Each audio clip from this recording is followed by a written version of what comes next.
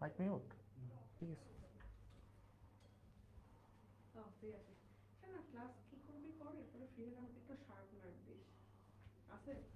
ফেসবুকে লাইভ আমরা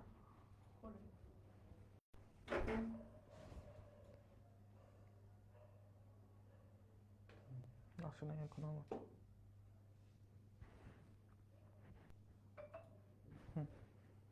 আসছে গ্রুপেই তো, তাই না? গ্রুপেই তো, তাই না? এফআরবি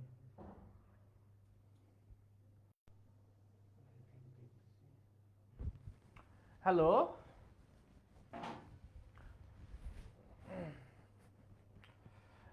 ওয়ালাইকুম আসসালাম সবাইকে। হ্যালো, এসএসসি 26 ব্যাচের শিক্ষার্থীবৃন্দ, আজকে হচ্ছে তোমাদের বায়োলজির একটা চ্যাপ্টার ক্লাস, জীবের পরিবেশ। এই চ্যাপ্টারের ক্লাসটা নিয়ে ভাইয়া হচ্ছে চলে আসলাম। সো আজকে অভিজাতার জন্মদিন আছে, অভিজাতার জন্মদিনে একটা দাওয়াত, সেই দাওয়াত বাদ দিয়ে আজকে তোমাদের ক্লাস নিচ্ছি। তোমাদের ক্লাস নেওয়া শেষ করে হচ্ছে অভিদার জন্মদিনের দাওয়াতে যাব। সো ত্রয়োদশ অধ্যায়, ত্রয়োদশ মানে কি বলতো? 13, 13 নম্বর অধ্যায় জীবের পরিবেশ। এই চ্যাপ্টারটার উপর আমি বলেছি তোমাদের 1 ঘন্টার ক্লাস দিব, তাই না? সো ইনশাল্লাহ 1 ঘন্টার মধ্যেই কমপ্লিট হয়ে যাবে, খুবই ইজি একটা চ্যাপ্টার। ওকে, আচ্ছা। সো এই জীবের পরিবেশ চ্যাপ্টারটা, এটাকে আমি বলি হচ্ছে ছোট মরিচে ঝাল বেশি, ঠিক আছে? জীবের পরিবেশ চ্যাপ্টার, এই চ্যাপ্টারটা হচ্ছে ছোট মরিচ, বাট এটাতে ঝাল অনেক বেশি। কেন? কারণ এই চ্যাপ্টারটাতে টপিক খুব কম, বাট এখান থেকে প্রতি বছরই এটা নিয়ম হয়ে গেছে একটা কোশ্চেন আসবেই। ওকে, সো এটা ছোট মরিচ, বাট ঝাল বেশি। ওকে, ছোট মরিচ বাট ঝাল বেশি। সো যারা হচ্ছে বায়োলজিতে খুব কম পড়াশোনা করে অনেক বেশি মার্কস তুলতে চাও, তাদের জন্য এই চ্যাপ্টারটা একটা লাইফ সেভার হইতে পারে। এখন এই চ্যাপ্টারে কি কি টপিক আছে এটা আমরা একটু জেনে নেই, যে এই চ্যাপ্টারে ইম্পর্টেন্ট কি কি জিনিস আমাদেরকে শিখতে হবে। প্রথমেই আমাদেরকে হচ্ছে শিখতে হবে বাস্তুতন্ত্র। বাস্তুতন্ত্র, এটার সংজ্ঞা শিখতে হবে এবং উদাহরণ শিখতে হবে, ঠিক আছে? উদাহরণটা মেইনলি বেশি আসে, বাস্তুতন্ত্রের উদাহরণ। দেন বাস্তুতন্ত্র শেষ হওয়ার পরে আমাদেরকে শিখতে হবে এখানে যে আছে খাদ্য শিকল আর খাদ্য জাল। খাদ্য শিকল,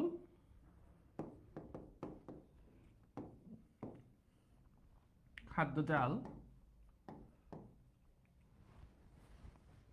দেন আমাদের আছে শক্তি পিরামিড। এই তিনটা টপিকে হচ্ছে আমাদের মেইনলি এই চ্যাপ্টারের পড়ার জিনিস। ওকে, এই এই তিনটা জিনিসই হচ্ছে অ্যাকচুয়ালি আমাদের পড়ার জিনিস। ওকে, আই গেস সবাই আমাকে দেখতে পাচ্ছ ঠিক মতো এবং শুনতে পাচ্ছ? ওকে, আচ্ছা। তো আজকে হচ্ছে আমি স্লাইডে কিছু তুলে আনি নেই, আজকে আমরা হচ্ছে বই দেখে দেখে পড়াবো, কারণ এই চ্যাপ্টারে বইয়ের বাইরে অ্যাকচুয়ালি পড়ানোর মতো কিছু নাই। ওকে, আচ্ছা। এবার আসা হচ্ছে আমাদের বাস্তুতন্ত্রের সংজ্ঞাটা এই জায়গাতে কেউ খুঁজে খুঁজে পাবা? বলো তো বাস্তুতন্ত্রের সংজ্ঞাটা। এই যে মেইন বইটা, তোমরা সবাই প্লিজ একটু মেইন বইটার সাথে নিয়ে বসো। কেউই কি হচ্ছে এই জায়গা থেকে বাস্তুতন্ত্রের সংজ্ঞাটা খুঁজে পাচ্ছ? দেখো, আমি তোমাদেরকে দেখাই দিচ্ছি, এই যে এটা হচ্ছে বাস্তুতন্ত্রের সংজ্ঞা। বাস্তুতন্ত্র বলতে বোঝায় ভূপৃষ্ঠের এমন কোনো একক যেখানে জড়, খাদ্য উৎপাদনকারী সবুজ উদ্ভিদ, খাদ্যের জন্য উদ্ভিদের উপর নির্ভরশীল কিছু প্রাণী,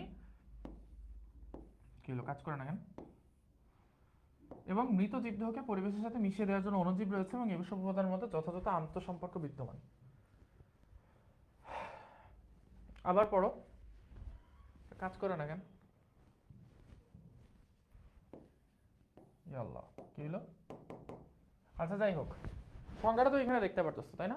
আবার বলি, বাস্তুতন্ত্র বলতে ভূপৃষ্ঠের এমন কোনো একককে বোঝায় যেখানে জড়, খাদ্য উৎপাদনকারী সবুজ উদ্ভিদ, খাদ্যের জন্য উদ্ভিদের উপর নির্ভরশীল কিছু প্রাণী এবং মৃত জীবদেহকে পানিতে মিশিয়ে দেওয়ার জন্য অণুজীব রয়েছে এবং এসব উপাদানের মধ্যে যথাযথ আন্তঃসম্পর্ক বিদ্যমান। ঠিক আছে, কিছু বুঝছো এখানে? আমি কিন্তু কিছু বুঝি নাই। তোমরা কেউ যদি বুঝতে পারো তাহলে আমাকে বলতে পারো যে ভাইয়া বুঝছি, ঠিক আছে? বাট আমি কিছু বুঝি না এখানে বাস্তুতন্ত্র বলতে এখানে কি বুঝাইছে, ঠিক আছে? সো বেসিক্যালি আমি বাস্তুতন্ত্র বলতে বোঝাই, বাস্তুতন্ত্র জিনিসটা কি? যদি আমরা একদম ইজিলি বলতে চাই, ঠিক আছে, ইনশাল্লাহ এর চেয়ে ইজিলি তোমাকে কেউ বোঝাবে না। দেখো, বাস্তুতন্ত্র, তার আগে আমাকে বলো, বাস্তুতন্ত্র বোঝার আগে বলো পরিবেশ কি? হোয়াট ইজ এনভায়রনমেন্ট বা পরিবেশ? ছোটবেলা থেকে সমাজ বইয়ে শিখে আসছি আমাদের চারপাশে যা কিছু আছে তাই পরিবেশ, তাই না? চারপাশে যা কিছু আছে, আমাদের চারপাশে যা কিছু আছে তাই হচ্ছে আমাদের পরিবেশ, রাইট? ছোটবেলায় এটা শিখে আসছো তো, শিখে আসছো না? এখন আমাকে বলো আমাদের চারপাশে কি কি আছে? আমাদের চারপাশে আছে হচ্ছে জড় বস্তু। তুমি তোমার নিজের আশেপাশে তাকাও, তোমার সামনে যে মোবাইলটা রাখছো বা ল্যাপটপটা রাখছো, এটা একটা জড় বস্তু, তাই না? তোমার বাসার বাইরে তাকাইলে তুমি দেখবা গাছপালা, তাই না? তাহলে গাছপালা। এবার গাছপালার পাশাপাশি তোমার আশেপাশে কি আছে? তোমার আশেপাশে হচ্ছে বিভিন্ন প্রাণী আছে, তাই না? আর এছাড়াও তোমার আশেপাশে কি আছে? তোমার আশেপাশে বিভিন্ন পোকামাকড় আছে না, ব্যাকটেরিয়া আছে না, ফাঙ্গাস আছে না? সো এখানে হচ্ছে ব্যাকটেরিয়া, ফাঙ্গাস, ব্যাকটেরিয়া, ফাঙ্গাস। এগুলো বাদে আমাদের আশেপাশে আর কিছু আছে? কেউ যদি বলতে পারো তাহলে তাকে জেমস দিব। বলো, এই জিনিসগুলোর বাইরে আমাদের আশেপাশে কিছু আছে কিনা? বলো। নাই, তাই না? এই জিনিসগুলোই হচ্ছে আমাদের আশেপাশে আছে। মানুষও কিন্তু প্রাণীর মধ্যেই পড়ে, ঠিক আছে? আচ্ছা, সো তাহলে আমাদের পরিবেশের সংজ্ঞা কি ভালো করে বোঝো এখন, জেমস পরে ভালো করে বোঝো। পরিবেশের সংজ্ঞা হচ্ছে আমাদের চারপাশে যা কিছু আছে তাই হচ্ছে পরিবেশ, ঠিক আছে? এখন আমাদের চারপাশে কি কি আছে?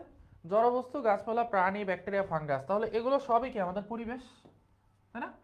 এগুলো সবই হচ্ছে আমাদের পরিবেশের মধ্যে ইনক্লুডেড, রাইট? নাকি রং, আমি ভুল বলছি? বলো, এই সব কিছুই হচ্ছে আমাদের পরিবেশের মধ্যে ইনক্লুডেড। এখন বাস্তুতন্ত্র জিনিসটা হচ্ছে খুবই সিম্পল। এই যে পরিবেশের যে উপাদানগুলো আছে না, এদের মধ্যে যে সম্পর্ক, এটাকেই বলা হয় বাস্তুতন্ত্র। পরিবেশের যে উপাদানগুলো আছে, এই পরিবেশের উপাদানগুলোর একজন আরেকজনের সাথে যে সম্পর্কটা, এটাকেই বলা হয় বাস্তুতন্ত্র। একটা ছেলে আর একটা মেয়েকে বিয়ে করে, তাহলে ছেলে আর মেয়ের মাঝে যেই রিলেশনটা হয় বা সম্পর্কটা হয়, এটাকে আমরা কি বলি?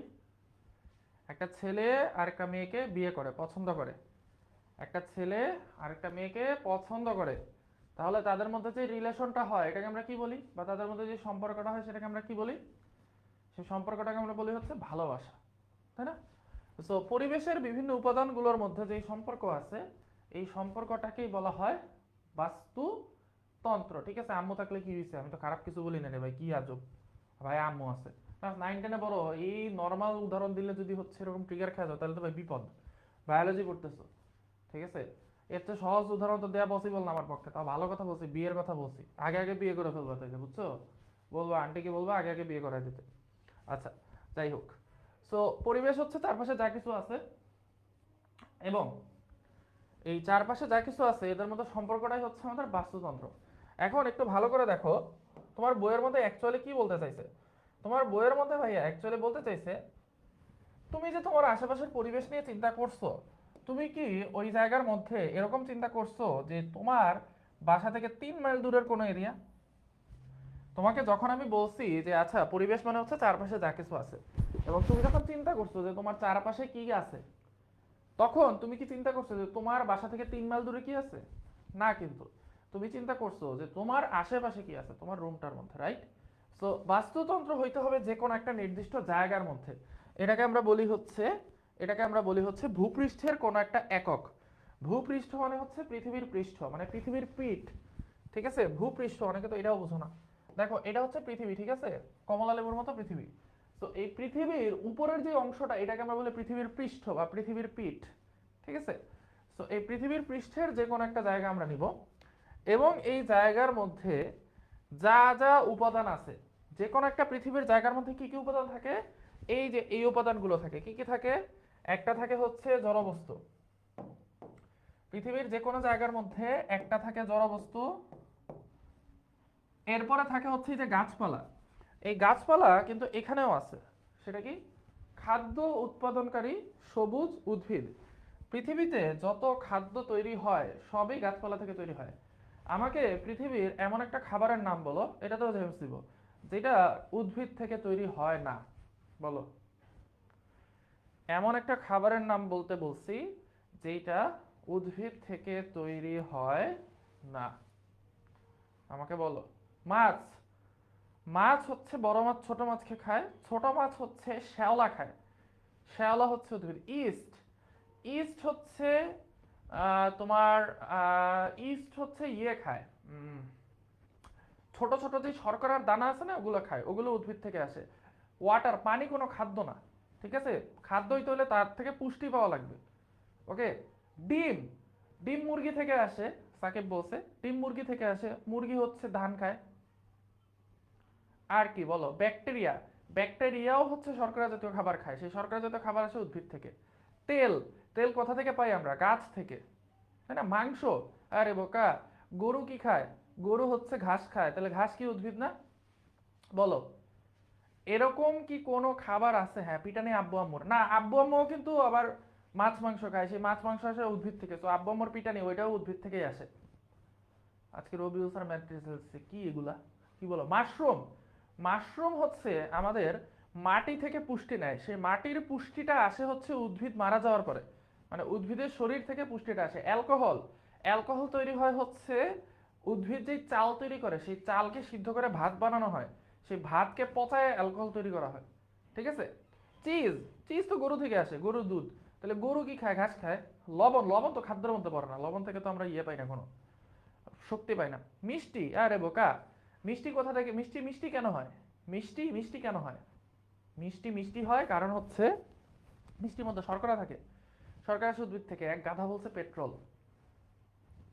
পেট্রোলও উদ্ভিদ থেকে আসে। উদ্ভিদ যখন অনেক দিন ধরে মাটির নিচে চাপা পড়ে যায় অনেক প্রেসারের মধ্যে, তখন কি হয়? ওই উদ্ভিদটা পেট্রোলে পরিণত হয়, জ্বালানিতে পরিণত হয়, ঠিক আছে?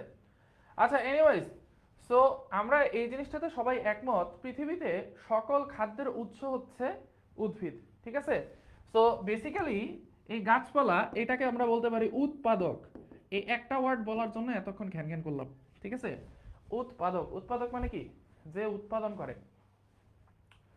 পৃথিবীতে যত খাবার উৎপাদন হয় সব খাবারের উৎস হচ্ছে উৎপাদক বা গাছপালা, ঠিক আছে? লবণ থেকে বাবা শক্তি পাওয়া যায় না, এই কারণে লবণ খাদ্য না, ঠিক আছে? তোমাকে শক্তি পাইতে হবে। Thank you Ahtaf Saeed.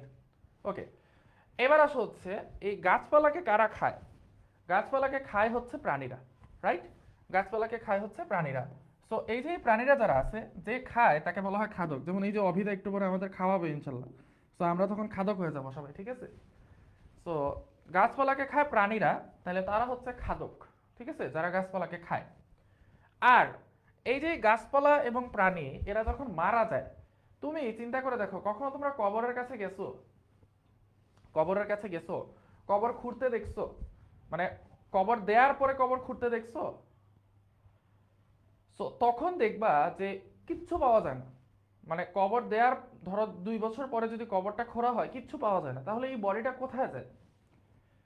মুসলিমদের বডি তো পোড়ানো হয় না, পোড়ানো হলে বুঝতাম যে ছাই হয়ে শেষ হয়ে যায়, বাট এটা কোথায় যায়? এটাকে হচ্ছে মাটির ভেতরে থাকা ব্যাকটেরিয়া এবং ফাঙ্গাস বা ছত্রাক, এরা এটাকে ভেঙে ফেলে। যে কোনো বডিকে, সেটা গাছপালা হোক, সেটা প্রাণী হোক, সেটা জড়বস্তু হোক, এনিথিং, সেটাকে তুমি যদি ব্যাকটেরিয়া এবং ফাঙ্গাসের কাছে দাও, ওরা ওইটাকে একদম টুকরা টুকরা করে ভেঙে ফেলবে। এবং এদেরকে অণুবীক্ষণ যন্ত্রে দেখা যায় বলে অনেক সময় এই ব্যাকটেরিয়াকে বলা হয় অণুজীব, ঠিক আছে? তো ব্যাকটেরিয়া এবং ফাঙ্গাসের কাজ কি? বিয়োজন করে ফেলা। বিয়োজন মানে ভাঙা, এই জন্য ব্যাকটেরিয়া এবং ফাঙ্গাসকে বলা হয় বিয়োজক। am I clear? তাহলে আমরা এইখানে কিন্তু হচ্ছে আমাদের চারপাশে পরিবেশে কি কি উপাদান আছে, এখান থেকে আমরা একদম বাস্তুতন্ত্রের যে উপাদানগুলো আছে সেই বাস্তুতন্ত্রের উপাদানগুলো শিখে ফেলছি। কি কি বাস্তুতন্ত্রের উপাদান আছে? জড় উপাদান আছে, উৎপাদক আছে, খাদক আছে এবং বিয়োজক আছে। আর এদের মধ্যে যে সম্পর্কটা সেটাকে বলা হচ্ছে বাস্তুতন্ত্র। এবার একটু ভাই মিলাও তো। বাস্তুতন্ত্র বলতে বোঝায় ভূপৃষ্ঠের এমন কোনো একক, মানে ভূপৃষ্ঠের এমন কোন একটা জায়গা যেখানে জড়বস্তু, খাদ্য উৎপাদনকারী সবুজ উদ্ভিদ, খাদ্যের জন্য উদ্ভিদের উপর নির্ভরশীল কিছু প্রাণী এবং মৃত জীবদেহকে পরিবেশের সাথে মিশিয়ে দেওয়ার জন্য অণুজীব রয়েছে। অণুজীব মানে কি? ব্যাকটেরিয়ার ছত্রাক। এবং এসব উপাদানের মধ্যে যথাযথ আন্তঃসম্পর্ক বিদ্যমান। এই লাইনটা যদি তুমি না লেখো তাহলে তোমার বাস্তুতন্ত্রের সংখ্যা ভুল। কারণ এইটুকু পর্যন্ত অণুজীব রয়েছে, এইটুকু পর্যন্ত হচ্ছে ভাইয়া পরিবেশের সংজ্ঞা, আমাদের আশেপাশে কি আছে। ঠিক আছে, এইটুকু পর্যন্ত হচ্ছে পরিবেশের সংখ্যা। Camera angle perfect. আমি হচ্ছে এটা ধাক্কা মেরে পিছনে বাড়াই দিয়েছিলাম বোর্ড, ঠিক আছে, এই জন্য হয়তো একটু ডিস্টার্ব হয়েছে, বাট আই গেস এটা কোনো ইস্যু হবে না। ঠিক আছে, তো বাস্তুতন্ত্র হচ্ছে এদের সবার মধ্যে সম্পর্ক। এখন আমাকে বলো, সবার কি এইটা মুখস্থ হয়েছে? এটা কি মুখস্থ হয়েছে? ওকে, সবার আই গেস এটা মুখস্থ হয়ে গেছে। এবং এটা চাইলে কি তোমরা বানায় লিখতে পারবে না? এটা বানায় লিখতে পারবে না? বানায় লিখতে পারবো তো, এটা বানায় লেখার মতোই সংজ্ঞা। তোমাদের এই সংজ্ঞা মুখস্থ করার কোনো দরকার নেই। কি রে বাবারে, কাটাও যায় না, বিপদ, বুঝলাম না, কাটে না কেন? ও মা, কাহিনী কি? কাটে না কেন? হ্যাঁ, এটা দরকার নেই মুখস্থ করার আমাদের। ঠিক আছে, আমরা নিজেরা বুঝে বুঝে হচ্ছে শিখবো। এবার চলে আসি বাস্তুতন্ত্রের উপাদান সমূহ। অলরেডি আমরা এটা শুরু করার আগেই হচ্ছে আমরা বুঝাই গেছি যে এটার মধ্যে আমরা কি কি পড়বো। তো একটা হচ্ছে জড় উপাদান। এই জড় উপাদানকে আবার দুই ভাগে ভাগ করা যায়। কি কি? জড় উপাদান। জড় মানে কি বলো? জড় উপাদান কাকে বলে? এই যে আমরা যে ভাই এখানে জড় উপাদান শিখলাম, এই জড় উপাদান কাকে বলে? হোয়াট ডাজ জড় উপাদান মিন? জড় উপাদান মানে কি বলো? যাদের প্রাণ নেই, তাই না, যাদের প্রাণ বা জীবন নাই তাদেরকে বলা হয় জড় উপাদান। এখন এই জড় উপাদান দুই ধরনের হইতে পারে। একটা হচ্ছে জৈব, আরেকটা হচ্ছে অজৈব। কেমনে? জড় উপাদান দুই ধরনের হইতে পারে, একটা হচ্ছে জৈব, আরেকটা হচ্ছে অজৈব। কাহিনী হচ্ছে কেমনে? খুব সিম্পল জিনিস। তোমার শরীর থেকে তৈরি হয় এমন একটা জিনিস বলো তো, যেটা জড় বস্তু। আচ্ছা, তোমরা সবকিছুর মধ্যে তুমি মারা গেলে ওই জায়গাতে নিয়ে যাও কেন সরাসরি? তুমি যে রেগুলার টয়লেটে গিয়ে সুন্দর সুন্দর হলুদ রঙের যে চকলেট বের করো, এই হলুদ চকলেট গুলা কি অ্যাকচুয়ালি, এদের কি জীবন আছে? তোমার বডি থেকে যে হলুদ চকলেট বের হয়, এই চকলেটের কি জীবন আছে? আছে? আরে বাবা রে, হাইসো পরে, আগে বলো আছে কি নাই? আছে? কথা কয় না, সবাই হাসতেছে, বুঝলাম না কাহিনী। মজা করাও বিপদ। জীবন আছে? নাই। বাট এটা কোথা থেকে তৈরি হয়েছে? জীব দেহ থেকে তৈরি হয়েছে, রাইট? সো এটা একটা জড় বস্তু, এবং জড় বস্তুর মধ্যে এটা কি এটা একটা জৈব উপাদান, রাইট? এবং এই জৈব উপাদানটা কি? এটা বাস্তুতন্ত্রের খুব গুরুত্বপূর্ণ একটা অংশ, এটা সারে পরিণত হবে। ঠিক আছে, আচ্ছা, এবার আসা হচ্ছে বাস্তুতন্ত্রের অজৈব উপাদান কি আছে, যেগুলা জীব দেহ থেকে তৈরি না। সো জৈব বস্তু হচ্ছে যেগুলো জীব দেহ থেকে তৈরি। যেমন কি কি আছে? জীব দেহ থেকে তৈরি হয় হচ্ছে ইউরিয়া। বলো, ইউরিয়া কেমনে জীবদেহ থেকে তৈরি হয় বলো? ইউরিয়া, ইউরিয়া কেমনে জীবদেহ থেকে তৈরি হয় বলো? জৈব বস্তু সংজ্ঞা লাগবে তো রে ভাই, সরি মানে উদাহরণ লাগবে তো। প্রস্রাব ইংরেজি কি? ইউরিন। ইউরিন নামটা আসছে কেন? কারণ ইউরিনের মধ্যে ইউরিয়া থাকে। ঠিক আছে, সো ইউরিন মানে হচ্ছে প্রস্রাব। ওকে, সো প্রস্রাবের মধ্যে ইউরিয়া থাকে। ঠিক আছে, ইউরিয়া থাকে দেখে এটার নাম ইউরিন। ঠিক আছে, তাহলে ইউরিন হচ্ছে একটা জৈব বস্তু। দেন উদ্ভিদ ও প্রাণীর বিভিন্ন কোষ, আমাদের শরীরের যে বিভিন্ন কোষ, টিস্যু, অঙ্গ, এগুলা, ঠিক আছে, মারা যাওয়ার পরে, জীবিত অবস্থায় না, এগুলো হচ্ছে মারা যাওয়ার পরে, হ্যাঁ, ঘামও জৈব বস্তু হইতে পারে, ঘামও জৈব বস্তু। এবার আসো, হিউমাস বলে একটা কথা আছে। হিউমাস পাইছো? হিউমাস দেখছো? হিউমাস, হিউমাস বলে একটা কথা আছে, হিউমাস। কি রে, সমস্যা কি পেনের? হ্যাঁ, হিউমাস। হিউমাস জিনিসটা কি?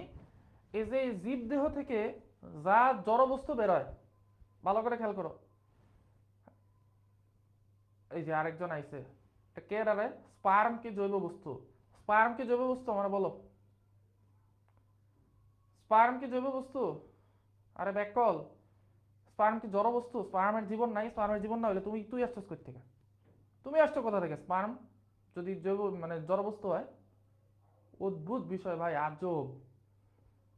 স্পার্ম যদি জড় বস্তু হয়, স্পার্মের যদি জীবন না থাকে, তাহলে তুমি কি আসমান থেকে নামছো? ভাই রে ভাই, কি সেন্স এক একজনের। যাই হোক, মজা করলাম, ঠিক আছে, রাগ করো না, এমনি মজা করি মাঝে মাঝে। আচ্ছা, এমনি জীবনে মজার একটু দরকার আছে। আচ্ছা, যাই হোক, সো হিউমাস কি? শরীর থেকে যে সকল জড় বস্তু বের হয় সেগুলোই হিউমাস। সোজা কথা, হিউমাস কি? শরীর থেকে যে সকল জৈব বস্তু বের হয় সেটাই হচ্ছে হিউমাস, ঠিক আছে। আচ্ছা, সো এখানে দেখো সুন্দর করে সংজ্ঞাটা আছে, উদ্ভিদ এবং প্রাণীর বর্জ্য পদার্থ এবং এদের মৃতদেহ থেকে যে সকল জড় বস্তু যোগ হয়, যে সকল জড় বস্তু যোগ হয় তাদেরকেই বলা হয় হচ্ছে হিউমাস, ঠিক আছে। আচ্ছা, জড় বস্তু আমরা বুঝলাম। এবার অজৈব বস্তু কি কি থাকতে পারে আমাদের? অজৈব বস্তু কি কি থাকতে পারে? অজৈব বস্তু হচ্ছে আমাদের আশেপাশে যত প্রাণহীন জিনিসপত্র আছে সেগুলোই হচ্ছে অজৈব বস্তু। কি কি? ক্যালসিয়াম, পটাশিয়াম, লোহা, নাইট্রোজেন, অক্সিজেন, কার্বন ডাইঅক্সাইড ইত্যাদি। কেউ আবার কাঠ বইল না, কাঠ কিন্তু হচ্ছে গাছের মধ্যে যখন থাকে তখন সেটা কিন্তু উৎপাদক, আবার কাঠ যখন কেটে ফেলি আমরা তখন এটা হচ্ছে আবার জড় বস্তু, ঠিক আছে। এই জিনিসগুলো একটু মাথায় রেখো। আচ্ছা, এনিওয়েজ, এবার আসা হচ্ছে আমাদের বাস্তুতন্ত্রের আরেকটা উপাদান আছে, সেটা হচ্ছে ভৌত উপাদান, ঠিক আছে। সো আমরা ভৌত উপাদানটা নিয়ে এই যে এই জায়গাতে আলোচনা করি নাই, সো এই জায়গাতে আরেকটা এক্সট্রা উপাদান আমরা অ্যাড করে দিই, সেটা হচ্ছে ভৌত উপাদান।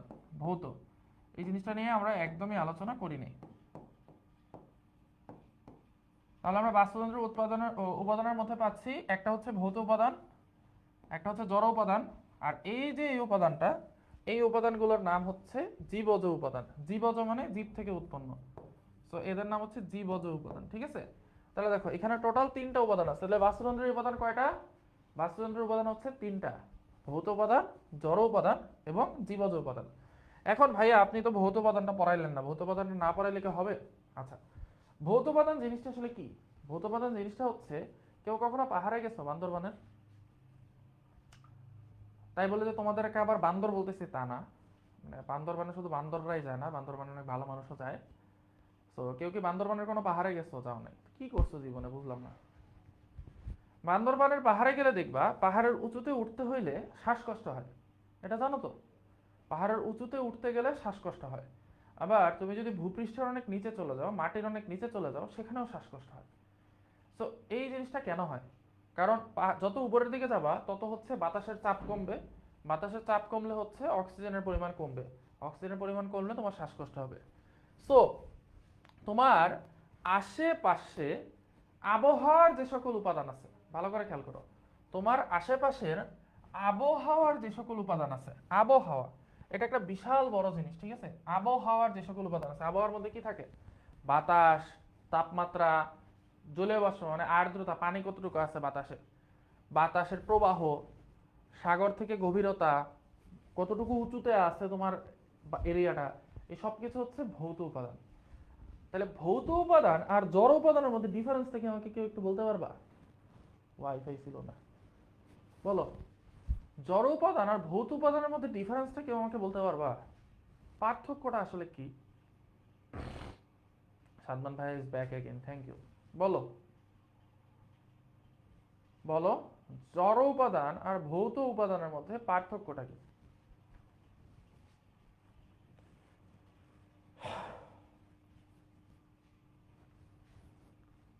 বলো বলো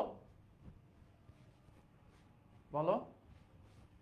হ্যাঁ, আমি বলি, ভৌত উপাদান অনেক বড় যে অ্যান্সারটা দিচ্ছে তারটা মোটামুটি ঠিক আছে, বাট আরো স্পেসিফিক্যালি বলতে গেলে ভৌত উপাদান তুমি হাত দিয়ে ধরতে পারবা না। তাপমাত্রা হাত দিয়ে ধরতে পারবা? বাতাসের চাপ হাত দিয়ে ধরতে পারবা? বাতাসের প্রবাহ হাত দিয়ে ধরতে পারবা? অনুভব করতে পারবা, ইয়েস, অনুভব করতে পারবা ভৌত উপাদান। বাট জড় উপাদান তুমি ধরতে পারবা। যেই চকলেট বের হয় সেই বডির চকলেট তুমি ধরতে পারবা। Calcium, nitrogen, oxygen, carbon dioxide এগুলো তুমি ধরতে পারবা। আমি বলবো ভাই অক্সিজেন তো বাতাসের মধ্যে থাকে, বাতাস কেমনে ধরবো? ওই যে অক্সিজেনকে কিন্তু তরল বানানো যায়, সেই তরল অক্সিজেন কিন্তু হাত দিয়ে ধরা যায়, ঠিক আছে। তো জড় উপাদান তুমি কি করতে পারবা? যখন এমসিকিউ আসবে, ভাই এগুলো আমি শুধু শুধু এমনি এমনি পড়াইতেছি না, এমনি এমনি শুধু শুধু এই যে অভিধার খাওয়ান বাদ দিয়ে আমি এখানে বসে বসে তোমাদের ক্লাস নিতেছি হুদাহুদি না। সেটা হচ্ছে তোমার যখন এমসিকিউ আসবে তখন তো মারা খায় বসে থাকবা। তাহলে মনে রাখবা, ভতে ভৌত উপাদান, ভতে ভূত, যদিও ভূত বলে কিছু নাই, তাহলে ভতে ভৌত উপাদান, ভতে ভূত, ঠিক আছে। ভতে ভৌত, ভতে ভূত, ভূত কি করা যায় না, ধরা যায় না, বাট ভূতের ভয় কি করা যায়, ফিল করা যায়, ঠিক আছে, বাট ফিল করা যায়। সো যে জিনিসগুলো ধরা যায় না বাট ফিল করা যায় সেই জিনিসগুলাই হচ্ছে ভৌত উপাদান।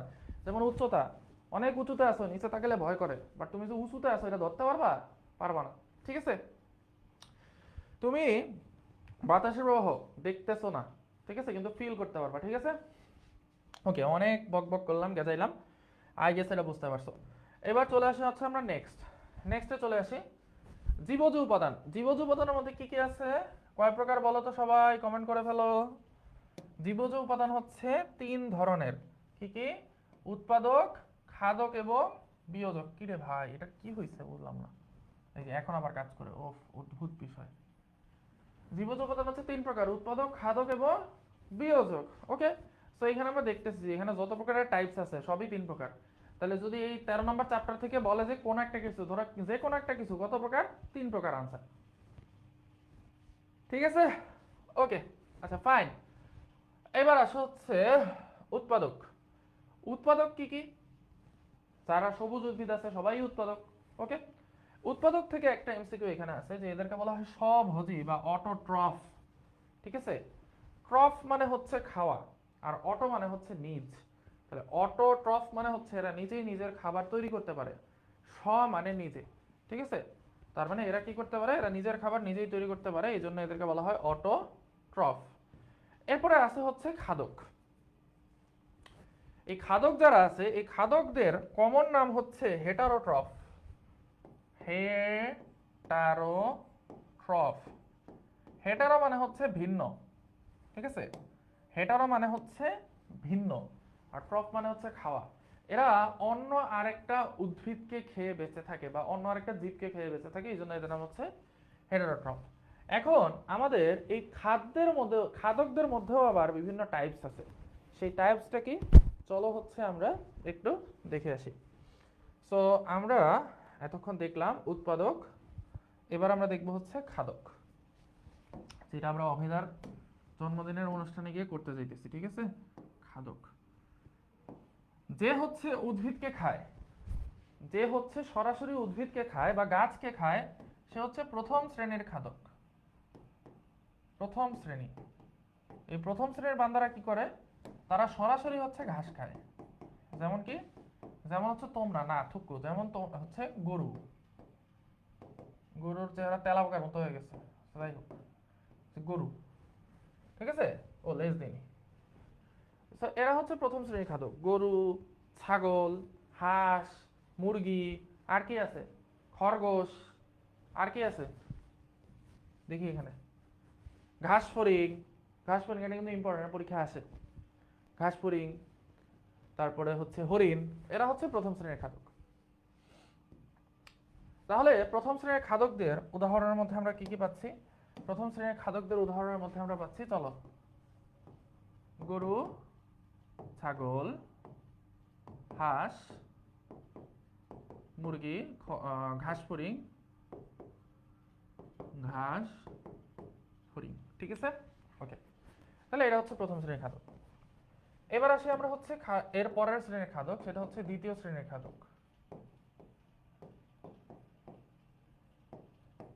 এই দ্বিতীয় শ্রেণীর খাদকরা কি করবে, ওরা প্রথম শ্রেণীর খাদককে খাবে। খুব ভালো কথা।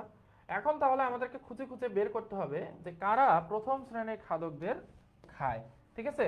এটা পুরোটাই হচ্ছে আমাদের একদম কমন সেন্সের আমরা পড়াশোনা করতেছি, যে দ্বিতীয় শ্রেণীর খাদক কারা, যারা প্রথম শ্রেণীর খাদককে খায়। ওকে, আচ্ছা, তো গরুকে কে খাইতে পারে বলো তো, গরুকে বাঘ খাইতে পারে, তাই না। ছাগলকে কে খাইতে পারে, শিয়াল। হাঁসকে কে খাইতে পারে, এটাও শিয়াল খাইতে পারে।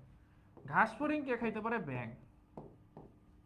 তাহলে দেখো আমাদের কিন্তু বইয়ের মধ্যে যে দ্বিতীয় স্তরের খাদক আছে এটাকে আমাদের মুখস্থ করা লাগলো বোকা, মুখস্থ কিন্তু করা লাগলো না, আমরা একদম ইজিলি হচ্ছে এইখান থেকে বের করে ফেলতে পারলাম যে দ্বিতীয় শ্রেণীর খাদক কারা।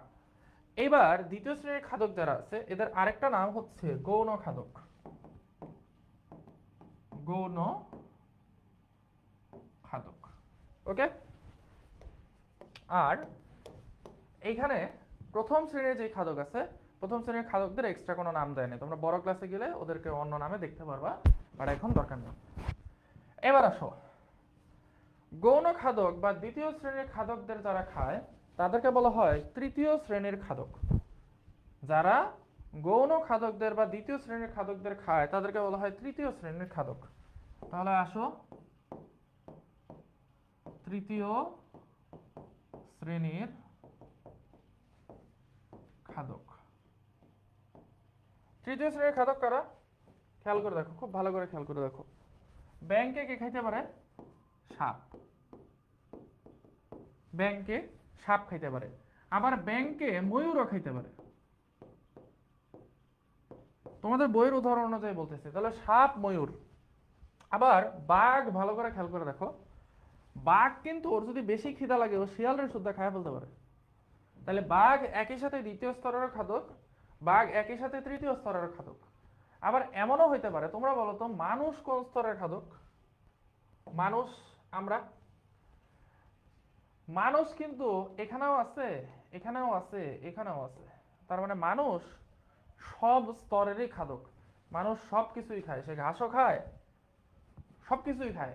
এই জন্য মানুষকে বলা হয় অমনিভোরাস। অমনি মানে হচ্ছে সে সব খায়, ভোরাস মানে খাদক। তাহলে মানুষ হচ্ছে অমনিভোরাস, ঠিক আছে? আচ্ছা, এখন এই যে সাপ, বাঘ, ময়ূর, এদেরকে কি কেউ খায়? এদেরকে কিন্তু খায় না। অর্থাৎ বাঘকে কেউ খায় শুনছো কোনোদিন, বা সাপকে কেউ খায় শুনছো কোনোদিন? হ্যাঁ, সাপকে ময়ূর খায় মাঝে মাঝে, এটা হয়, বাট নর্মালি হচ্ছে এদেরকে কেউ খায় না। তৃতীয় শ্রেণীর খাদকদের কেউ খায় না। এই জন্য তৃতীয় শ্রেণীর খাদকদের আরেকটা নাম হচ্ছে ম্যাক্সিমাম ক্ষেত্রেই সর্বোচ্চ খাদক। তার মানে এরাই হচ্ছে শেষ খাদক, এদেরকে আর কেউ খায় না। বাট যদি এরকম হয় যে এদেরকেও কেউ খাচ্ছে, ধরো মানুষই ধরো এদেরকে খাচ্ছে, ঠিক আছে, সাপ ধরে খাইতেছো, হারাম হইলেও ধরো খাইতেছো, ঠিক আছে, হিউম্যান, মানুষ, তাহলে তুমি হয়ে যাবা তখন চতুর্থ শ্রেণীর খাদক। চতুর্থ শ্রেণীর খাদক, তখন এইটাই হয়ে যাবে হচ্ছে সর্বোচ্চ শ্রেণী। হ্যাঁ, বিয়ার গ্রিলস, ঠিক বলছো, আমাদের আর্মির কমান্ডাররাও খায়। এবার আসে হচ্ছে কার্নিভোরাস, স্ক্যাভেঞ্জার, আর হার্বিভোরাস, অমনিভোরাস। এই জিনিসগুলোর মানে আসলে কি? সো হার্বিভোরাস, ধ্যাত্তেরি বানান এমন আসে কেন, ভোরাস, হার্বিভোরাস। এই হার্বি কথাটা আসছে হচ্ছে হার্ব থেকে। হার্ব মানে হচ্ছে গুল্ম, সোজা বাংলায় গুল্ম মানে হচ্ছে ছোট গাছ, আর ভোরাস মানে খাওয়া। তার মানে হার্বিভোরাস কারা? যারা গাছ খায়, গাছ খায়। কার্নিভোরাস, কার্নিভোরাস,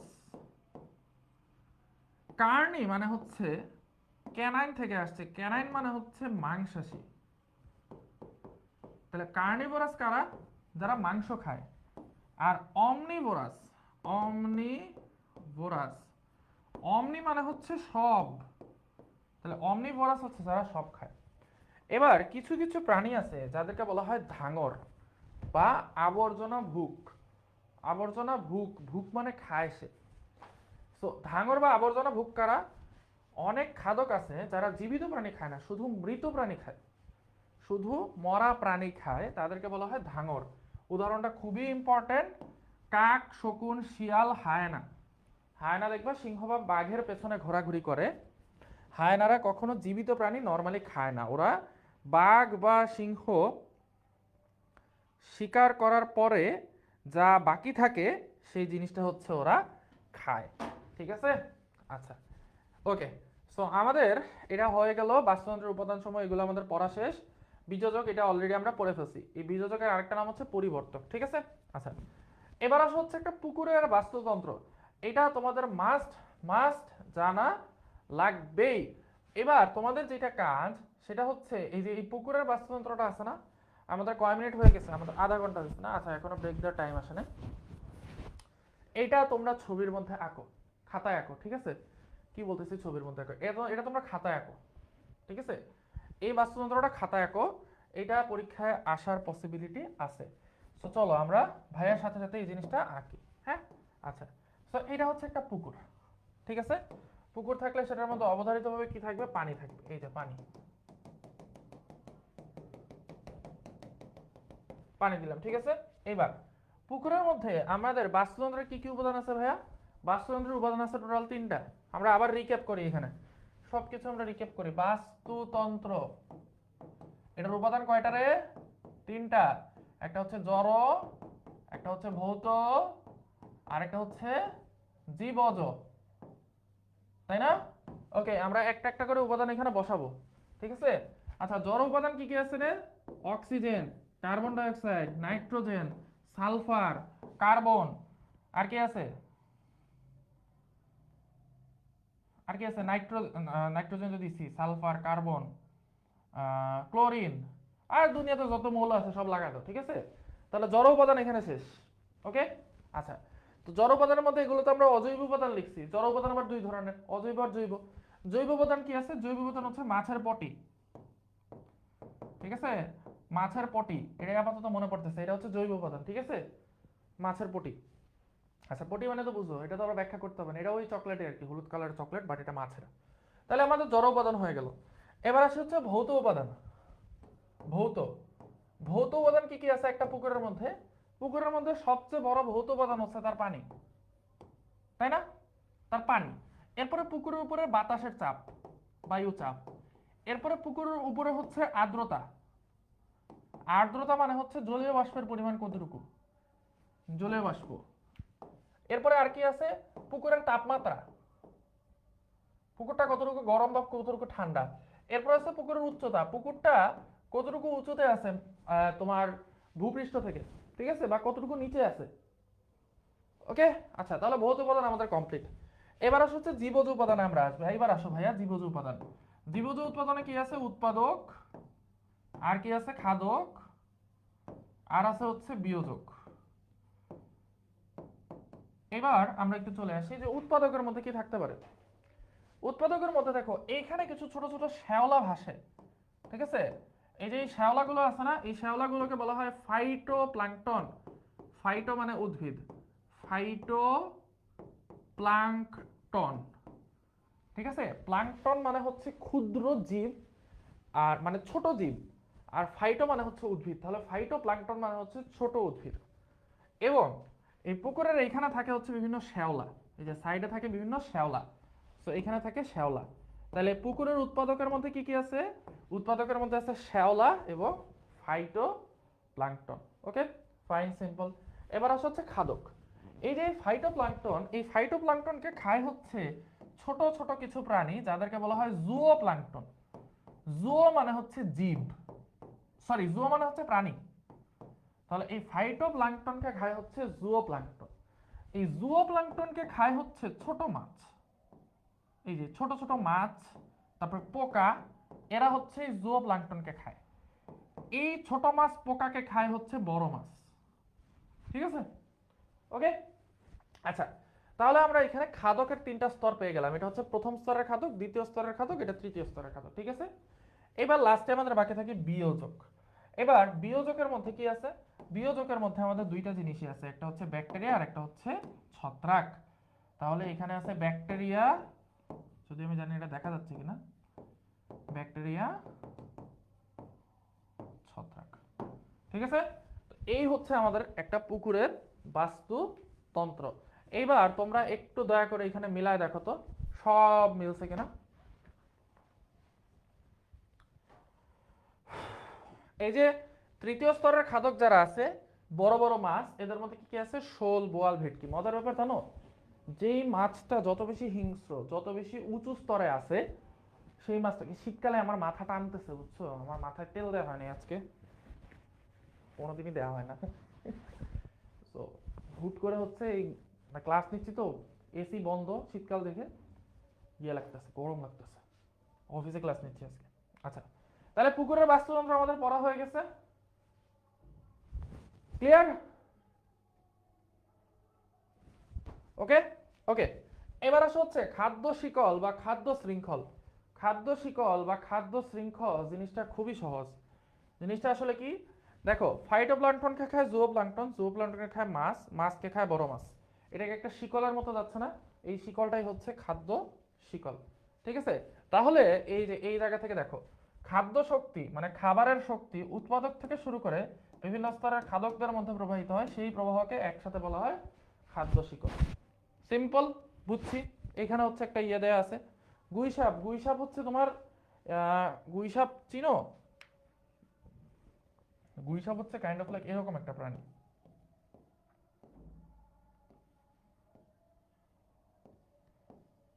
এরকম একটা প্রাণী, এরকম বিশাল লেজ থাকে, এরকম একটা প্রাণী, ঠিক আছে? এটা সাপকে খাইতে পারে, বেজির মতো আর কি। আচ্ছা, এবার আসা হচ্ছে খাদ্য শিকল বিভিন্ন ধরনের হইতে পারে, এটা পরীক্ষাতে আসে, খুব বেশি আসে হচ্ছে আমাদের এসকিউতে এবং খ নাম্বারে। শিকারজীবী খাদ্য শিকল, ভালো করে খেয়াল করে দেখো, যে খাদ্য শিকলে প্রথম স্তরের খাদক আকারে সবচেয়ে ছোট থাকে এবং উপরের খাদকরা নিচের স্তরের খাদকগুলো শিকার করে খায়, সেগুলোকে বলা হয় শিকারজীবী খাদ্য শিকল। সোজা কথা হচ্ছে, যেখানে একটা প্রাণী আরেকটা প্রাণীকে শিকার করে খায়, এই যে এই শিকলটাতে একটা প্রাণী আরেকটা প্রাণীকে শিকার করে খাচ্ছে, এটা হচ্ছে শিকারজীবী খাদ্য শিকল। এরপর আছে পরজীবী খাদ্য শিকল। পরজীবী খাদ্য শিকল হচ্ছে, তুমি একটা পরজীবী কি করবে, অন্য একটা প্রাণী থেকে খাবার নেবে। পরজীবী কাদের বলা হয়? যারা তাদের জীবনের জন্য অন্য একটা প্রাণীর উপর নির্ভরশীল, ঠিক আছে? যেমন মশা। মশা কি খায়? মানুষকে খায়, মানে মানুষের রক্ত খায়। এই মশাকে আবার, মশার শরীরে পুষ্টি আবার খায় ডেঙ্গু ভাইরাস। ভালো করে খেয়াল করে দেখো, মশা কিন্তু মানুষকে পুরো খেয়ে ফেলতেছে না, মানুষের শরীরের একটা অংশ খাচ্ছে সে শুধু, বাট মানুষটা জীবিত থাকতেছে। ডেঙ্গু ভাইরাস সেও মশার একটা পার্ট খাচ্ছে, পুষ্টিটা খাচ্ছে শুধু, বাট মশাকে মেরে ফেলতেছে না। এটা হচ্ছে পরজীবী খাদ্য শিকল। আর মৃতজীবী খাদ্য শিকল, যদি মৃতদেহ থেকে কোনো খাদ্য শিকল স্টার্ট হয়, যে মৃতদেহকে খাইছে ছত্রাক, ছত্রাকে খাইছে কেঁচো, তাহলে মৃতদেহ থেকে যদি কোনো খাদ্য শিকল স্টার্ট হয়, সেটা মৃতজীবী খাদ্য শিকল। এবার আসো হচ্ছে খাদ্য জাল। খাদ্য জাল বোঝানোর আগে এই উদাহরণটা দেখো। এই জায়গাতে আমরা খাদ্য শিকল দেখি কয়টা আছে। এটা একটা খাদ্য শিকল, শৈবালকে জু প্লাঙ্কটন খায়, জু প্লাঙ্কটনকে বড় মাছ খায়, বড় মাছকে বাজ পাখি খায়, এটা একটা খাদ্য শিকল। আবার শৈবালকে জু প্লাঙ্কটন খায়, জু প্লাঙ্কটন ছোট মাছ খায়, ছোট মাছকে বড় মাছ খায়, বড় মাছকে আবার বাজ পাখি খায়, এটা একটা খাদ্য শিকল। আবার শৈবালকে ছোট মাছ খায়, ছোট মাছ হচ্ছে, ছোট মাছকে আবার বড় মাছ খায়, বড় মাছকে আবার বাজ পাখি খায়। আবার শৈবালকে ছোট মাছ খায়, ছোট মাছকে বাজ পাখি খায়। তো এইখানে আমরা টোটাল প্রায় 4টা না 5টা খাদ্য শিকল পেলাম। এখানে টোটাল 5টা খাদ্য শিকল আছে। এই যে 5টা খাদ্য শিকল যখন একসাথে আমরা রাখছি, তখন এটা একটা জালের মতো ক্রিয়েট করছে না? এই জালের মতো যে ক্রিয়েট করছে, এই 5টা খাদ্য শিকল, এটা কিন্তু ইম্পর্টেন্ট, এমসিকিউতে আসতে পারে। এই এমসিকিউটা সরাসরি দেওয়ার পসিবিলিটি, সম্ভাবনা অনেক বেশি। সো এই যে অনেকগুলো খাদ্য শিকল যখন একসাথে থাকে বা একই জায়গায় থাকে, তখন এদেরকে দেখতে একটা জালের মতো গঠন মনে হয়, এইটাই খাদ্য জাল। ঠিক আছে, ওকে, ফাইন। তো আমাদের খাদ্য শিকল খাদ্য জাল ক্লিয়ার হয়ে গেল। এইবার আমরা আসবো হচ্ছে বাস্তুতন্ত্রের পুষ্টির প্রবাহ, ভেরি ভেরি ইম্পর্টেন্ট। ঠিক আছে, বাস্তুতন্ত্রের পুষ্টির প্রবাহ এবং বাস্তুতন্ত্রের শক্তির প্রবাহ। ঠিক আছে, আমাদের চ্যাপ্টার প্রায় শেষ, মেইন জিনিস আমরা পড়াই হচ্ছে সব। ঠিক আছে, আচ্ছা, এটা হচ্ছে শক্তি এবং পুষ্টি আমি একসাথে দেখাবো। ঠিক আছে, আচ্ছা দেখো, প্রথমে হচ্ছে আমরা শক্তি দেখি। ঠিক আছে, শক্তি, শক্তি এনার্জি। দেখো, সূর্য থেকে শক্তি আসে, এই শক্তিটাও উৎপাদকের কাছে থাকে, মানে গাছের কাছে থাকে। গাছ কে কে খায়? তৃণভোজী প্রাণী খায়। তাহলে গাছের কিছু পরিমাণ শক্তি তৃণভোজীর কাছে যায়, তৃণভোজীকে খায় কে আবার? মাংসাশী। তাহলে তৃণভোজীর কিছু শক্তি হচ্ছে মাংসাশীর কাছে যায়। ঠিক আছে, আমরা জাস্ট শক্তি চিন্তা করতেছি। গাছ কিন্তু নিজেও শক্তি ত্যাগ করে। কেমনে? গাছ যে শ্বাস প্রশ্বাস করে, তার শক্তি খরচ হয় না? তৃণভোজী প্রাণী, সে নিজেও কিন্তু শ্বাস প্রশ্বাস নেয়, তাহলে তারও কিন্তু শক্তি ত্যাগ করা হয়। মাংসাশী প্রাণী, সে নিজেও শ্বাস প্রশ্বাস নেয়, তাহলে সেও শক্তি ত্যাগ করে। এবং এখানে একটা পয়েন্ট বাদ দিছে, এটা তোমরা বইয়ের মধ্যে দাগ দিয়ে অ্যাড করে নাও সুন্দর করে। বিয়োজক, সে নিজেও কিন্তু কি করে? শ্বাস নেয়, ফলে তার নিজেরও শ্বসনে শক্তি ক্ষয় হয়, এটা অসম্পূর্ণ। ঠিক আছে, বিয়োজক কি করে? শ্বাস ত্যাগ করে, ফলে তারও হচ্ছে শক্তি ক্ষয় হয়। আজকে আমার লাস্ট ক্লাস কিনা? মুশফিকুর রহমান, ইফাত, কি চাও তুমি? আজকে কি আমার লাস্ট ক্লাস হোক, এটা কি তোমরা চাও? হুম, তোমরা চাও আজকে আমার লাস্ট ক্লাস হোক? আচ্ছা দেখো, সূর্য থেকে সব শক্তি আসে উৎপাদকের শরীরে, কারণ সূর্য উৎপাদক কি করে? সূর্যের শক্তিটাকে জমা করে রাখে, গাছপালা শক্তি তৈরি করে সূর্য থেকে। সেই গাছপালাকে খায় তৃণভোজী প্রাণী, মানে গরু ছাগল। গরু ছাগলকে খায় হচ্ছে আমরা মানুষরা। সো আমাদের এই যে উৎপাদক থেকে গরু ছাগলে আসে, গরু ছাগল থেকে মানুষে আসে শক্তি। এইবার উৎপাদকের থেকেও শ্বসনে শক্তি বেরোয়, শ্বাস প্রশ্বাসের শক্তি বেরোয়, তৃণভোজী থেকেও শ্বাস প্রশ্বাসের শক্তি বেরোয়, আবার মাংসাশী থেকে হচ্ছে শ্বাস প্রশ্বাসের শক্তি বের হয়। এবং এই উৎপাদক, তৃণভোজী এবং মাংসাশী তিনটা মারা গেলে সেই শক্তিটাকে বের করে কারা? ওদের শরীর থেকে শক্তি বের করার কাজ করে বিয়োজক। মজার ব্যাপার হচ্ছে বোকা ছেলেরা দেখো, এই বিয়োজকও কিন্তু কি করে আবার শ্বসন করে। তাহলে বিয়োজক থেকেও কি বের হয়? শক্তি বের হয়। ঠিক আছে? আচ্ছা, এবার আসো, এই যে বিয়োজক কি করলো, উৎপাদক, তৃণভোজী এবং মাংসাশী এদের সবাইকে ভেঙে ফেললো না? এদের সবার শরীরে যে শক্তি ছিল, যেমন সাপোজ আমি ধরি সূর্যতে ধরো হচ্ছে ইনফাইনাইট পরিমাণ শক্তি আছে, অসীম শক্তি আছে, ধরো ধরে নিলাম ওর শক্তি লিমিটেড, বাট আমরা আমাদের হিসাবের সুবিধার্থে ধরে নিলাম অসীম। উৎপাদক ধরো 100 কিলোজুল শক্তি সে জমা করলো, তৃণভোজের শরীরে যায় তার মাত্র 10%, সে মাত্র 10% কিলোজুল শক্তি সে নিতে পারে। বাকি যে 90%, 100-90% কত? 90, সেই 90% শ্বসনে নষ্ট হয়ে যায়। ঠিক আছে, এটাকে বলা হয় 10% রুল। কোন একটা উৎপাদক যতটুকু শক্তি জমা করে তার 90% সে শ্বসনে ক্ষয় করে ফেলে। তাহলে 90% যদি এখানে ক্ষয় হয়ে যায়, তাহলে 100 কিলোজুলের মধ্যে মাত্র 10 কিলোজুল হচ্ছে এই তৃণভোজীর কাছে যায়। এই তৃণভোজী আবার কি করে, তার 90% সে খরচ করে ফেলে শ্বসনে, তাহলে মাত্র 1 কিলোজুল হচ্ছে এই মাংসাশীর কাছে যায়। ঠিক আছে, এবার মাংসাশীরে তো আর খাওয়ার কেউ নাই, তাহলে মাংসাশী কি করে, এরা যখন আবার মারা যায়, এই যে 3 মান্দা যখন আবার মারা যায়, তখন এদের সবার শক্তি কোথায় চলে আসে? বিয়োজকের কাছে। তাহলে বিয়োজকের কাছে কতটুকু শক্তি আসলো? বিয়োজকের কাছে 110, তার মানে 101 কিলোজুল শক্তি আসলো। এবার বিয়োজক কি করে, এই 101 কিলোজুল শক্তিকে ভেঙে সে মাটির সাথে মিশায় দেয়। ঠিক আছে, সে মাটির সাথে হচ্ছে মিশায় দেয়। এবার উদ্ভিদ হচ্ছে এখান থেকে পুষ্টি নিয়ে আবার হচ্ছে বড় হয়। ঠিক আছে, তো সেম জিনিসটাই পুষ্টির ক্ষেত্রেও খাটে। সূর্য থেকে উৎপাদক হচ্ছে পুষ্টি তৈরি করে, সেখান থেকে তৃণভোজীতে যায়, তৃণভোজী থেকে মাংসাশীতে যায়।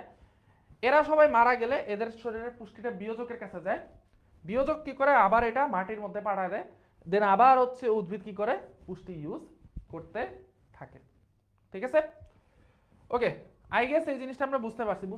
যে বলছিলে আবার বুঝান, সে কি বুঝছো? আচ্ছা, 111 হবে, সরি 111 হবে, সিলে মিস্টেক। আচ্ছা, যে বলছিল যে ভাই আবার বুঝাই দেন, সে কি বুঝছো? ওকে, আচ্ছা, তো আজান দিচ্ছে। অ্যাকচুয়ালি বাংলাদেশের সব জায়গা থেকে তোমরা ক্লাস করতেছো, তো সবার আজানের সময় আমার ব্রেক দেওয়া পসিবল হয় না, কারণ তাহলে 20-25 মিনিট চলে যাবে। এই জন্য আমি আমার এখানে যখন বড় আজান দেয় তখন হচ্ছে আমি বিরতিটা দিই। ঠিক আছে, তাহলে আজানের বিরতি চলতেছে এখন।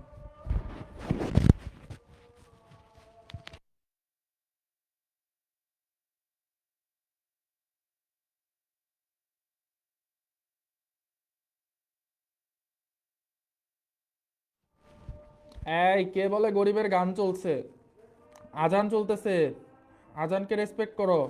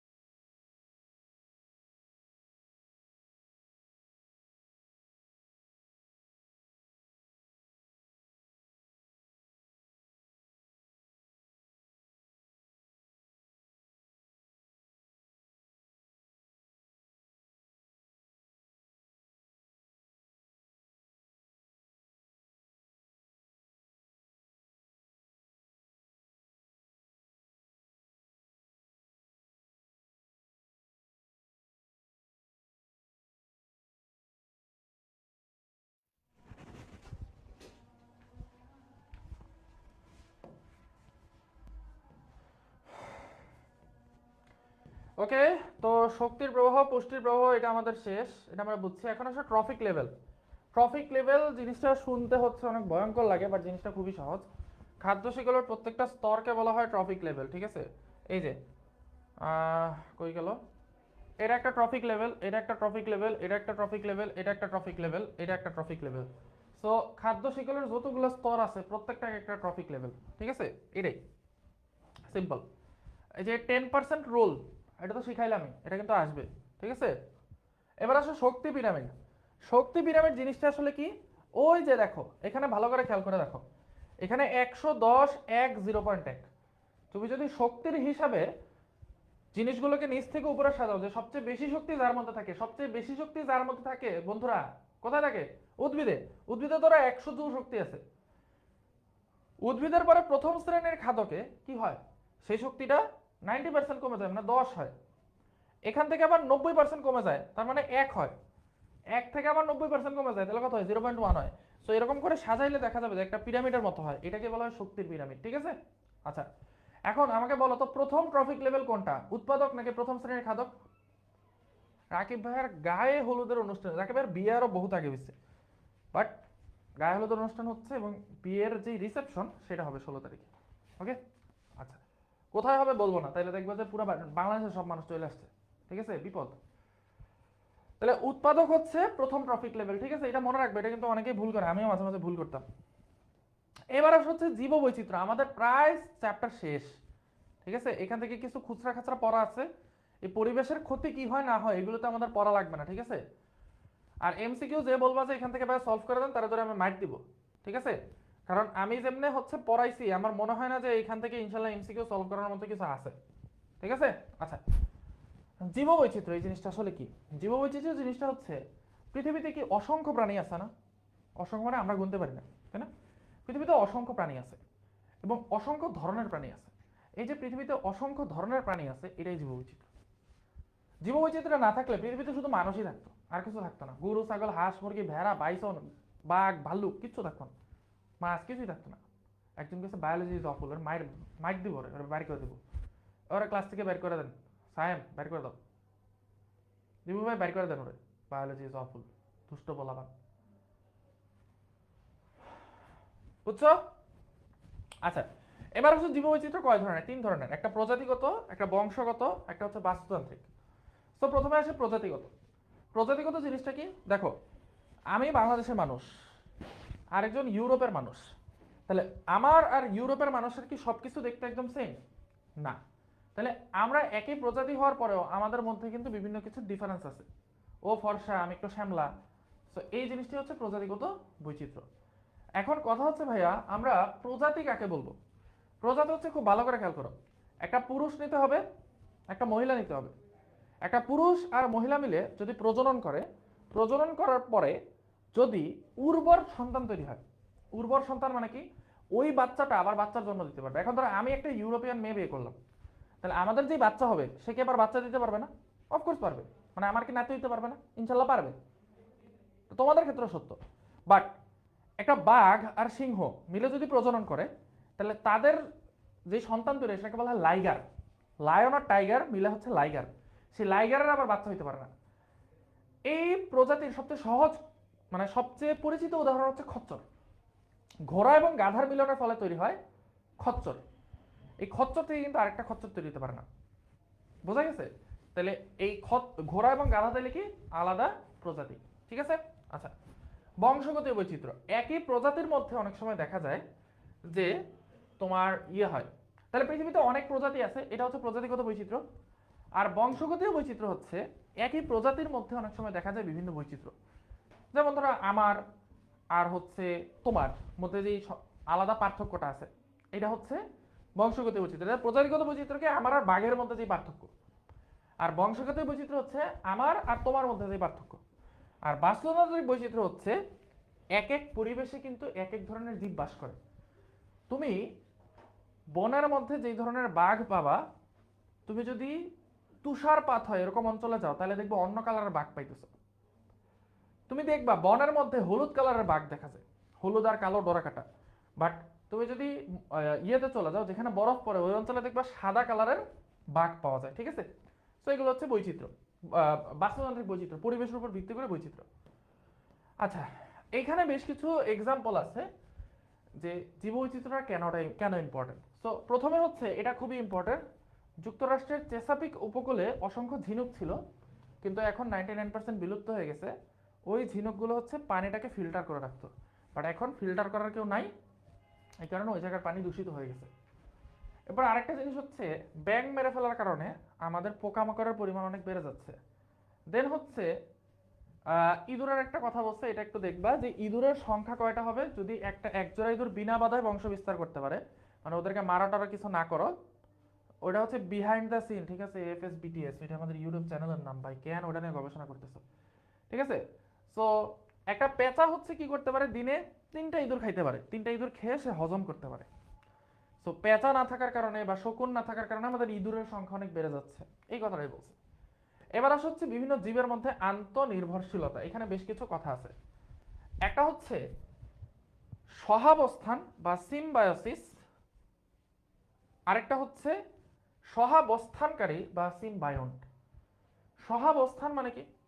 সহাবস্থান হচ্ছে একটা জায়গায় যে বিভিন্ন উদ্ভিদ আর প্রাণী থাকে, এরা যে একই সাথে বসবাস করে, এটাকে বলা হয় সহাবস্থান। যেমন আমি আর আমার শরীর, এরা কি করতেছি, একসাথে বসবাস করতেছে না, এটাই হচ্ছে সহাবস্থান। আর আমরা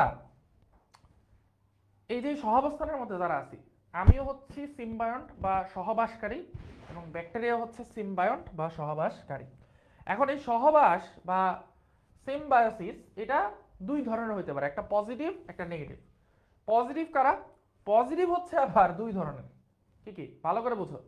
সহাবস্থান কি? দুইটা জীব পাশাপাশি একসাথে বাস করে, এটাই সহাবস্থান। যেমন অনেকে কি করে, অনেকে কিন্তু হাঁস মুরগির সাথে মাছ পালে, যারা গ্রামে থাকবা তারা বুঝবা। হাঁস মুরগির সাথে মাছ পালে, তাহলে হাঁস মুরগি আর মাছ তারা কি করতেছে, একসাথে সহাবস্থান করতেছে না? সহাবস্থান করতেছে। এখন এই ধরনের সহাবস্থান দুই ভাবে হইতে পারে, একটা ধনাত্মক আর একটা ঋণাত্মক। ধনাত্মকে কি হবে, কোনো উপকার হবে, মানে যেই দুইজন একসাথে আছে ওদের কোনো উপকার হবে।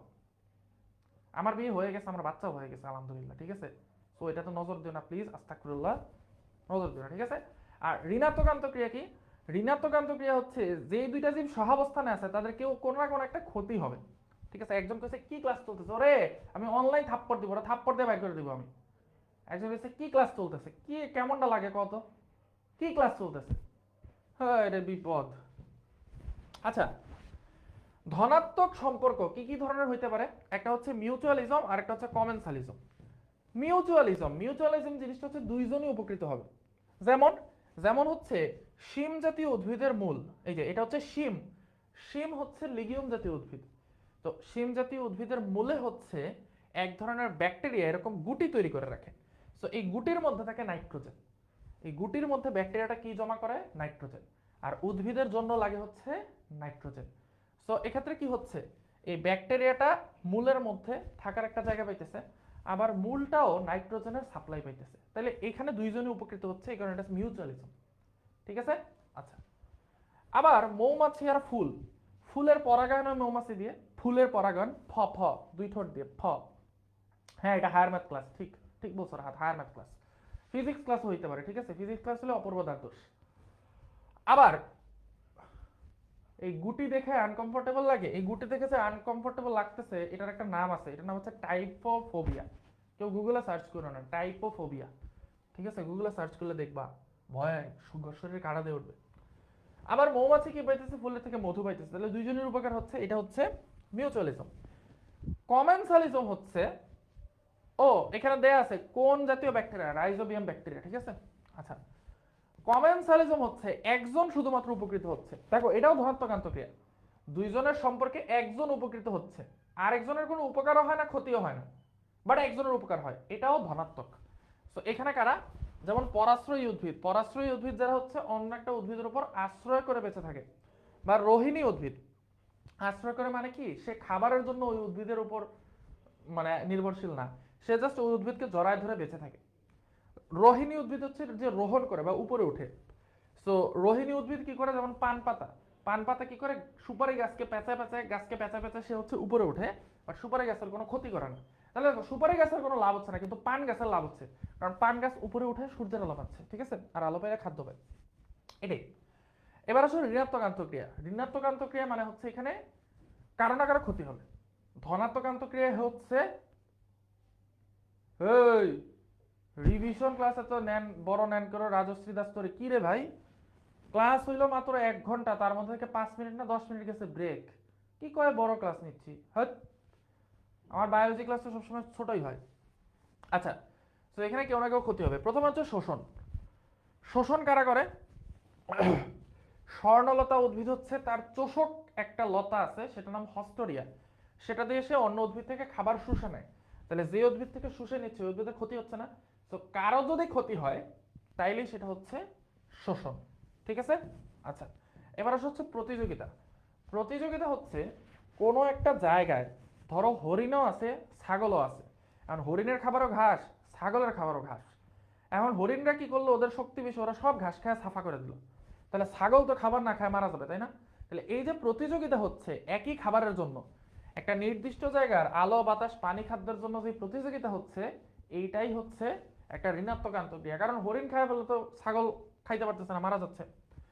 অ্যান্টিবায়োসিস, এটা খুবই মজার একটা জিনিস। অ্যান্টিবায়োটিক কি? অ্যাকচুয়ালি একটা রাসায়নিক পদার্থ যেটা দিয়ে আমরা ব্যাকটেরিয়ার বৃদ্ধিটা রোধ করি, তাই না?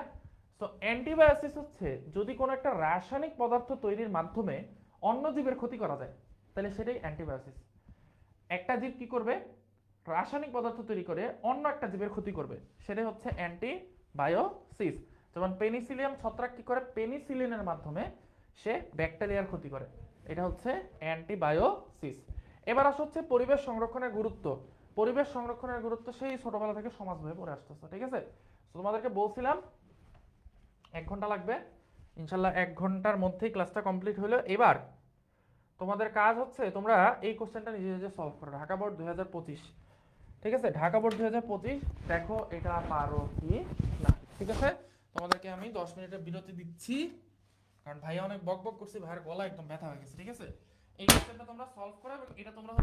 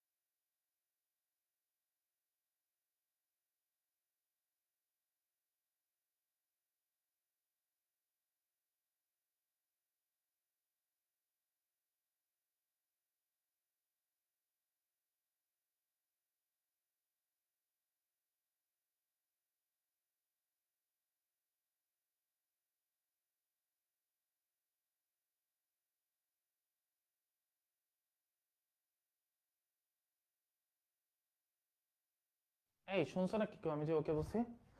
ওকে, সো আমি একটু ক্লাস থেকে বিরতি নিয়ে আসলাম। আম্মুর কাছে ফোন একটু পর যাইতে হবে। ফোন আম্মুর কাছে গেলে তুমি কমেন্ট করতেছো কেমন? শক্তি পাওয়া কাকে বলে পারি? খরগোশ কি প্রথম ট্রফিক লেভেল, সরি দ্বিতীয় ট্রফিক লেভেল। দেখছো আমি প্যাস লাগিয়ে ফেলছিলাম এখনই। তো এটা খুব সাবধান, যদি নিজে নিজে ঠিক করছি। বিওসি এর রাজ্যগত পার্থক্য, এটা এই চ্যাপ্টারে কোশ্চেন না। উপাদানগুলোর আলোকে বাস্তুতন্ত্রের শক্তির প্রভাব বিশ্লেষণ করো। শক্তির প্রভাব তো পারবা। এখানে 100 থাকলে এখানে 10, এখানে 1, সরি 100 থাকলে এখানে 10, আর তো নাই। তাহলে এরপরে এরা দুইজনই হচ্ছে বিয়োজক হয়ে যাবে। আবার উদ্ভিদ হচ্ছে সূর্যকে, আরে দেখ উদ্ভিদ কি বলতেছি, উদ্ভিদ বাতাসে শ্বসনে শক্তি ত্যাগ করবে, প্রাণীও শ্বসনে শক্তি ত্যাগ করবে, বিয়োজকও শ্বসনে শক্তি ত্যাগ করবে। ঠিক আছে, এটাই। আচ্ছা পিসিতে ক্লাস করতেছো, ওকে। সো এইখানে অ্যাকচুয়ালি বেসিক্যালি 2025 সালে সব কোশ্চেন দেওয়া আছে, খুবই বাচ্চা বাচ্চা কোশ্চেন। খাদ্য শিকল ব্যাখ্যা করো। খাদ্য শিকলে ছোট মাছের সংখ্যা বেড়ে গেলে কি হবে? আচ্ছা যদি ছোট মাছের সংখ্যা বেড়ে যায় তাহলে কি হবে বলো? ছোট মাছের সংখ্যা যদি বেড়ে যায় তাহলে ছোট মাছ বেশি পরিমাণে খুদে পোকা খেয়ে ফেলবে। খুদে পোকাকে খেয়ে ফেললে তাহলে খুদে পোকা কি করতে পারবে না, আর শ্যাওলা খাইতে পারবে না। ফলে একটা সময় কি হবে, ছোট মাছগুলো মারা যাবে। কারণ সে যদি খুদে পোকাই না থাকে তাহলে তো শ্যাওলা খাওয়ার কেউ নাই। ছোট মাছ তো সরাসরি শ্যাওলা খাইতে পারবে না, তাহলে ছোট মাছও মারা যাবে, বকও মারা যাবে। ঠিক আছে, সো আলটিমেটলি পুরো বাস্তুতন্ত্র ভেঙে যাবে। এই ওকে ওকে। সো যখন ছোট মাছ আস্তে আস্তে মারা যাবে তখন দেখা যাবে যে আবার খুদে পোকার সংখ্যা বেড়ে গেছে। তখন খুদে পোকার সংখ্যা বেড়ে গেলে তখন আবার বাস্তুতন্ত্র স্বাভাবিক হয়ে যাবে। বুঝছো? মানে ধরো একটা বনের মধ্যে অনেকগুলো হরিণ আছে, সো ওইখানে বাঘ অটোমেটিক্যালি কি হবে, বেড়ে যাবে, কারণ খাবার বেশি, হরিণ বেশি। এরপরে আস্তে আস্তে যখন হরিণের সংখ্যা কমে যাবে বাঘ খাইতে খাইতে, তখন কি বাঘ অনেকগুলো ক্ষুধায় মারা যাবে।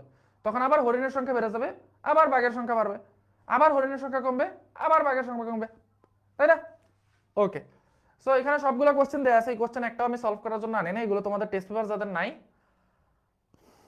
যারা আমার মতো গরিব, তাদেরকে হচ্ছে, যারা গরিব মানে পড়াশোনার দিক থেকে গরিব, পড়াশোনা করো না, নট ফাইন্যান্সিয়ালি, ঠিক আছে, বা ফাইন্যান্সিয়ালি হইতে পারো, তাদের জন্য হচ্ছে এখানে দেয়া আছে। ঠিক আছে, সো আমি এখানে সিকিউ এমসিকিউ কোনোটাই হচ্ছে সলভ করে দিব না। আই গেস তোমরা এগুলো পারবা। ঠিক আছে, সুপারি গাছে পান গাছ আরোহণ করে কি ধরনের আন্তঃক্রিয়া দিনাজপুর বোর্ডে আসছে, কমেন্সালিজম। এগুলোর কি দরকার আছে কোনো সলভ করার? আমার দরকার আছে বলো, আছে কোনো দরকার? আমার মনে হয় না কোনো দরকার আছে, কারণ ক্লাসের মধ্যে আমি সব পড়াই দিছি। ঠিক আছে, সো আমি তোমাদের টাইম ওয়েস্ট করতেছি না। এসএসসি এর আগে প্রত্যেকটা time important. Okay, thank you Borhan, অনেক ভালো পড়াইছি। যদিও তুমি আমার তেল মারতেছো আমি বুঝতেছি, তোমার যাতে হচ্ছে ব্লক না করে এই জন্য। এনিওয়েজ যাও, তেলটা খাইলাম। ঠিক আছে, ইনশাআল্লাহ নেক্সট ক্লাসে দেখা হবে। কেমিস্ট্রি ক্লাস আছে হয়তো আমার, ইনশাআল্লাহ সেদিন দেখা হবে। ঠিক আছে, ওকে বাই। এসএসসি 26 ব্যাচের শিক্ষার্থীবৃন্দ, আসসালামু আলাইকুম।